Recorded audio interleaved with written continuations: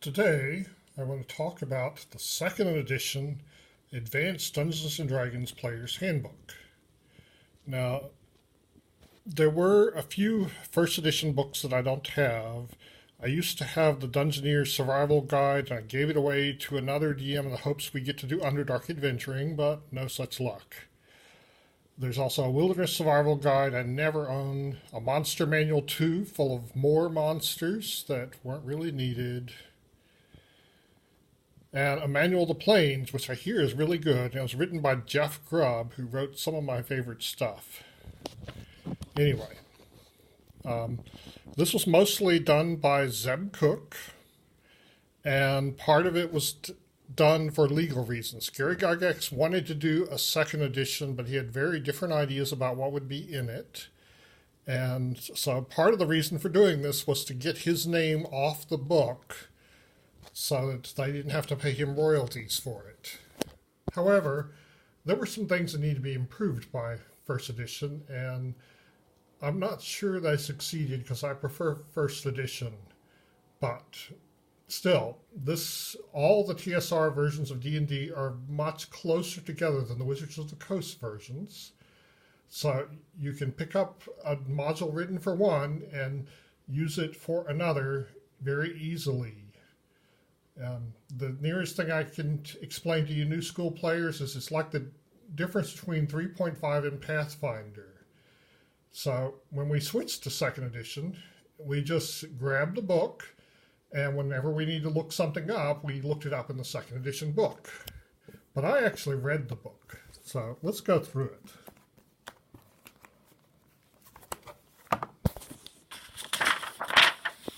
Okay. So it has some pretty amazing art in it. And it has some examples of how to play, roll ability scores. And when you look at the ability scores, the table goes all the way up to 25. Another change is that Open Doors is on a D20, not a D6. But Bend Bars, Lift Gates is still a percent like it was before. But all the ability scores go up to 25. Which, that was in Deities and Demigods. This is something only the deities are supposed to have. And now the power creep's gone in, so it's up.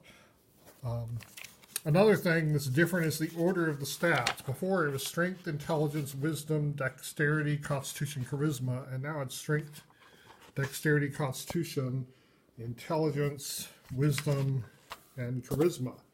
Another change is the loyalty base and reaction adjustments are done on a D20, not a D100. Not a percent anymore. Okay. So, first off is the races. And the races are Dwarf, Elm, Gnome, Halfling, and Half-Elf. The half-orcs are gone. There's no half-orcs in this version. And another difference is the classes. Let me pull out my first edition book so I can show you the difference. See, before, you had the classes were Cleric, Fighter, Magic User, and Thief. Druid was a subclass of Cleric, Paladin a subclass of Fighter, Ranger a subclass of Fighter, Illusionist a subclass of Magic User, and Assassin a subclass of Thief. Monk was an exception. They rolled a hit as Clerics and made their saves as Thieves. Each of the four classes had their own roll a hit and saving throw table. But in second edition, they have divided the classes as like archetypes: warrior, wizard, priest, and rogue. I think that was an improvement. And so the actual classes you play are subclasses.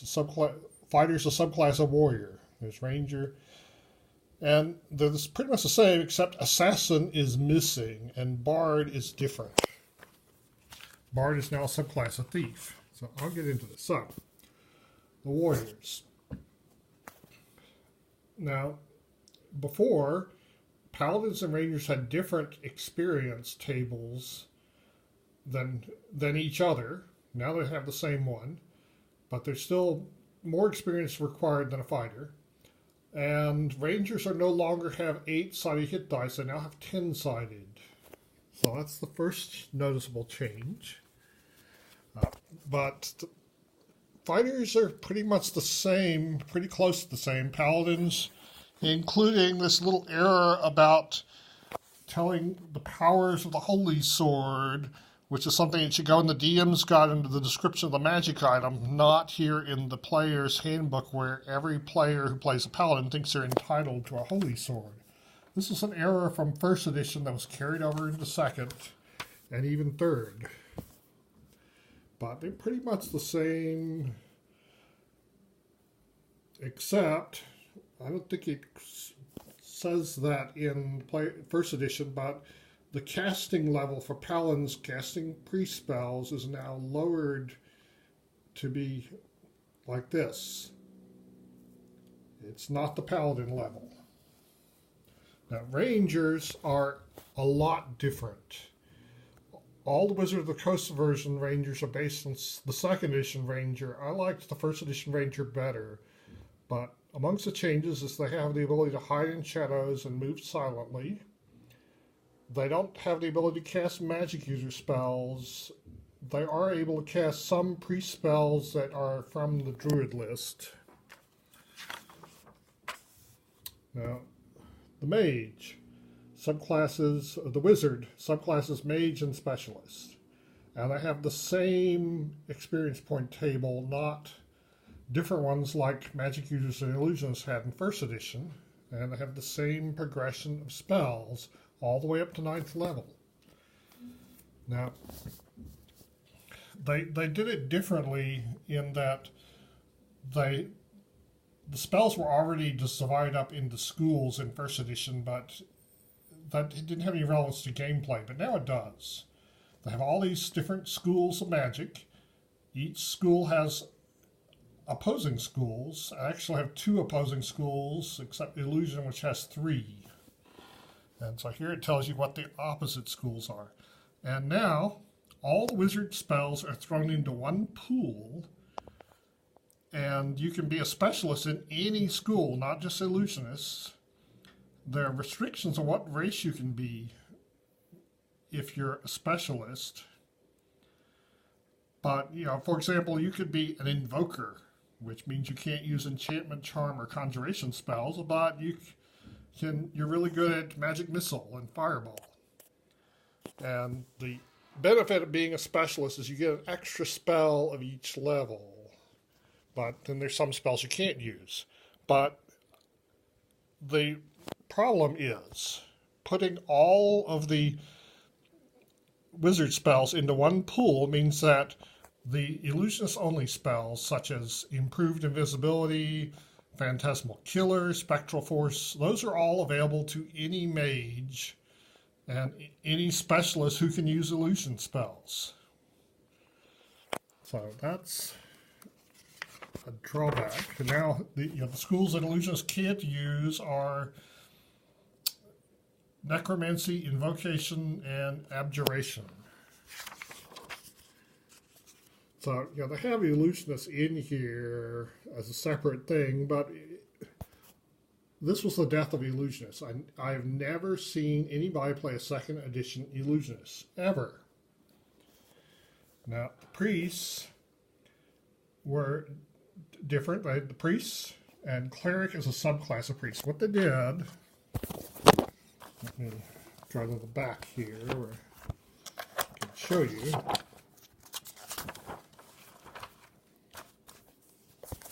Okay, so they put all the cleric and druid spells into one pool and call it priest spells. And here they all are. And each priest spell has a sphere. For example, the sun sphere includes things like light, continual light, starshine, moonbeam, rainbow, and sunray. Or the healing sphere.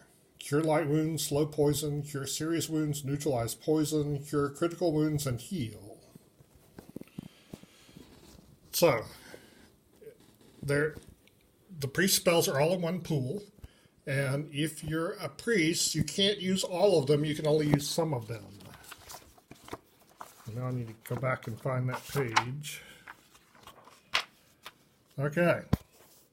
So this caused some conflict with me because I knew that this would be the death of druids. But if you read here, it says a cleric, if you want to use these rules to make a first edition cleric, you have major access to every sphere except plant, animal, weather, and elemental spheres. So that was how to simulate a first edition cleric with these rules. But this, because we started by just switching without reading the books for most people, this turned me into an annoying person who jumped on the players playing clerics because they were trying to use druid spells. Because druid was my favorite class, and I thought this would be the death of it. And that turned out to be true because I didn't see a person playing a second edition druid until the 21st century. Okay, so they've got this idea, which I liked, was priests of specific mythoi. You could be a priest, and you had access to some of the spheres, and you had different weapons that you could use depending on what kind of priest you were, and you had access to different spheres depending on what kind of priest you were. It seems like a good idea. And even different granted powers. You didn't necessarily have the power to turn undead. You might have Incite Berserker Rage, or Soothing Word, or Charm, or Inspire Fear. And so the druid was given as an example of a priest of specific mythoi, and they made a druid that is very similar to the first edition druid, but it lacks some of the flavor. It's not as good, even though it's pretty close. Now, the rogue, they now have the rogue. Thieves and bards now have the same thing to roll the hit for experience and the same hit dice. And one of the things they changed in first edition, this was your chance to do your various thief skills. At first level, it's really low. To hide in shadows, you got a 10% chance, which to me seems not worth attempting. That's too low of a chance. Climb walls is 85% chance. That's the only one that looks like it's worth trying. But in second edition, you do have this base chance. It's pretty small. And then you could add 60 percentage points to your skills, putting no more than 30 on any one. So this allowed you to pack all your percents on one or two skills that you'd be good at first level. And then as you progress, you'd get 30 more points that you could add. And so you would become better and better at more skills as you progressed. It seems like a good idea, but the racial bonuses were pretty much the same as was the dexterity ones. This table came from Unearthed Arcana, the one for telling what armor affected these. Well, that was another change about rangers, is they could now attack with two weapons. That was a new thing in second edition if they had studded leather or worse armor. So, the bard is a lot different. In first edition, in order to become a bard, you had to be at least a 5th level fighter, and then you switch classes to thief. Then you had to become at least a 6th level thief, and then you switch classes to bard, and you'd have access to some bardic abilities and druid spells. But for this version, they changed it so that bards, you'd start off a bard from the very beginning. You'd roll the hit and save as a thief. You would only have access to these thief skills. You didn't have the whole thing of thief skills, just access to these. And you had spells starting at 2nd level. There were wizard spells. And the result of this was that both when I played a bard and when I saw other people play a bard, we always got to the point where you would say, oh man, I wish I'd played a mage. I'm not doing anything but spellcasting. If I'd played a mage at this experience level, I'd be able to cast 4th level spells. So, yeah, so they became a low-powered mage, basically. But they still had the multi-classes, just like in 1st edition, except there's no half-orc, so nobody can be a half-orc assassin, because there's no assassin class. Okay, so that's one change. Another change is proficiencies. Now, in 1st edition, they had proficiencies in weapons. And the way this works, you'd be proficient in a certain number of weapons, and you have to delineate what those are. So if you're a fighter, you know how to use 4 different weapons. And if a situation arises where you have to pick up a random weapon that you don't know how to use, you're -2 to hit with it. While if you're a wizard, you only know 1 weapon. And if you try to pick up a random weapon, you're -5 to hit, so you might as well not even try. But they added something called non-weapon proficiencies. You'd start with 3 or 4 of them, depending on your class, and you can get some more as you went up. And this made it more complicated. It's just a minor complication, but it's still a complication. In the old days, if you had an experienced group and you had a new player show up for the first time, you could hand them a fighter and they could play. They didn't have to learn what all these proficiencies meant, but now it's more complicated because you got all these proficiencies.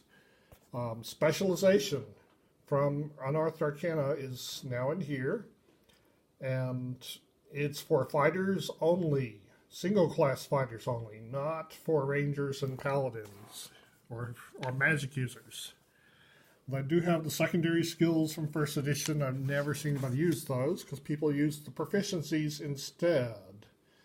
The proficiencies were divided into several groups. There was a general one that everybody could use, a priest one that priests could use, a rogue one that rogues could use, a warrior one that warriors could use, and a wizard one that wizards could use.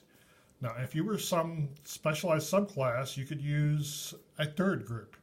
For example, paladins could use proficiencies from the priest group, rangers from the wizard group, bards from the rogue, wizard, and warrior group.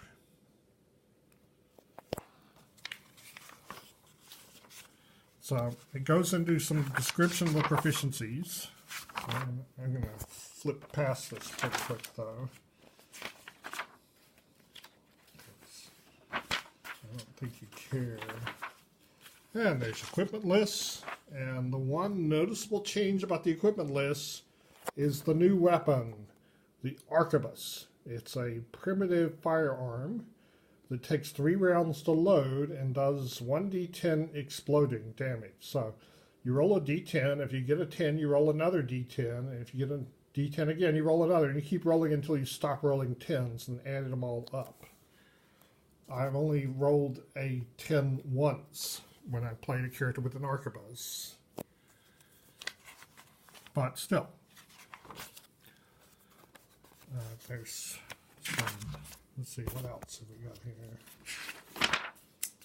here? Armor types are pretty much the same if you go by Unearthed Arcana. The major changes, Brigantine armor is now in here. I don't think that was in there before. And there is now Field Plate, which is Armor Class 2, and Full Plate, which is Armor Class 1. So Full Plate plus Shield is Armor Class 0. Remember, 2nd edition, 1st edition, all TSR games had descending armor class, with 10 being the worst and lower numbers being the best. Okay.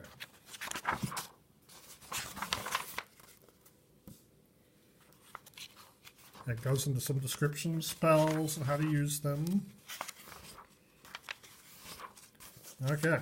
And then in 1st edition, we had this complicated armor class adjustment thing, which made it, if you used it, it made a huge difference in which weapon you used, and there's a wheel thing that you can use to make it very fast and easy to do that. But in second edition, they simplified it based on whether the weapon is a slashing, piercing, or bludgeoning weapon, and it's even an optional rule here. Which it was pretty much optional in first edition because most people didn't use that. Now, another thing that's different is in first edition, this roll to hit chart was in the DM's guide. It's not for players. And if you look at it, it goes up starting at 1 for a first level fighter all the way up to 20. And then the 20s repeat 5 times before they start going up higher than that. So this gave you a chance to hit the really hard to hit armor classes. But now they have this thing called THACO, which is the number to hit armor class 0. This was listed on the monsters in the DM's guide, but not used until second edition. And so everybody starts with a THACO of 20, when THACO used to be 21 for magic users and thieves and 20 for clerics and fighters, but now it's 20 for everybody, and it goes up, it improves from there as you go up in level. And one of the problems was you had to do, if you're a first edition DM, you're used to not telling the players what number they need to roll to hit. So you got to know yourself, and you have to do some algebra in your head fast on the fly to do this in second edition. And I realized after a while that the other second edition DMs I was playing with didn't want to do that, so they were making every monster armor class 0, which meant all the things my character was doing to try to buff his armor class was useless. And also meant my magic user had no chance to hit any of the monsters because they had huge armor classes to allow the fighters who had all these bonuses to have some sort of challenge.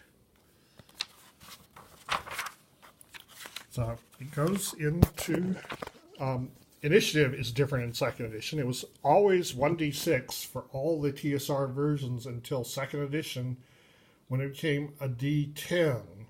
And you would add to that the weapon speed or the casting time of the spell, which was equal to the level of the spell. And there's some other modifiers you can add too. And this, I think this is actually a good initiative system, especially if you're playing online and you can make macros that automatically calculate this. But I'm used to D6, so I never, only briefly switched away from that. They got a different unarmed fighting way. The Turn Undead chart was in the DM's guide only in first edition. Now here it is in the player's handbook.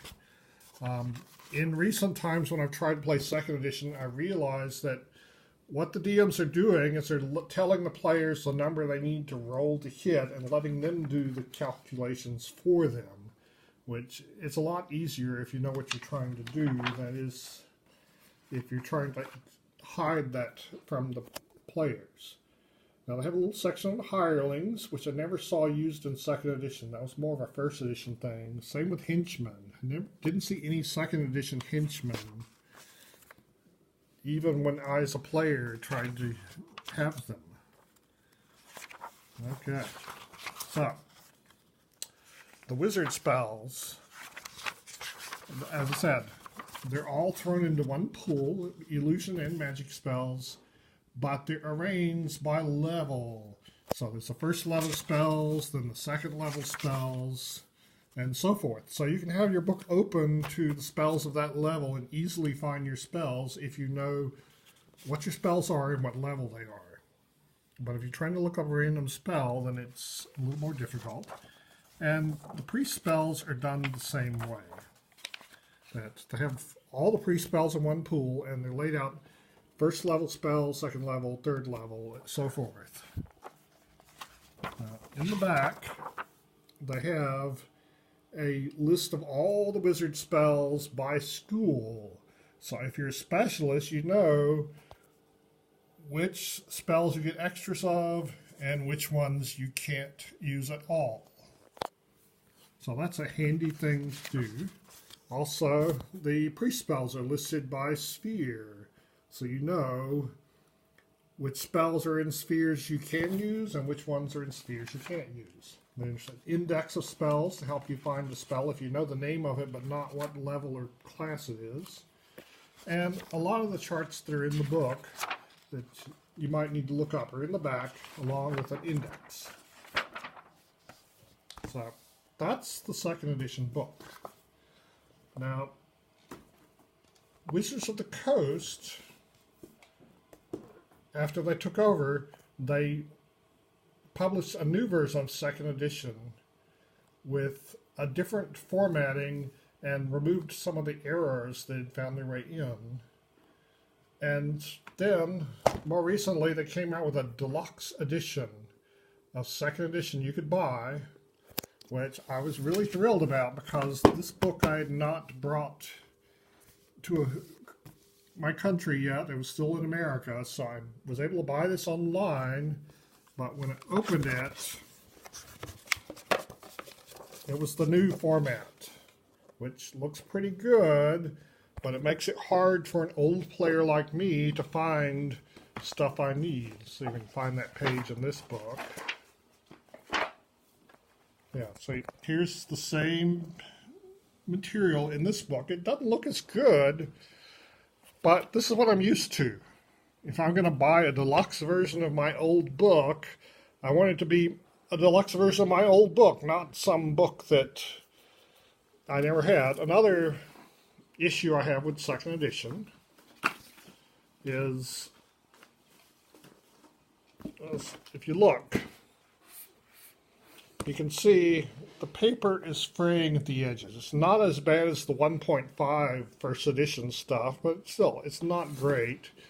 If you look at my first edition book, which saw more use, it's a little worn, but it's not fraying like the second edition book.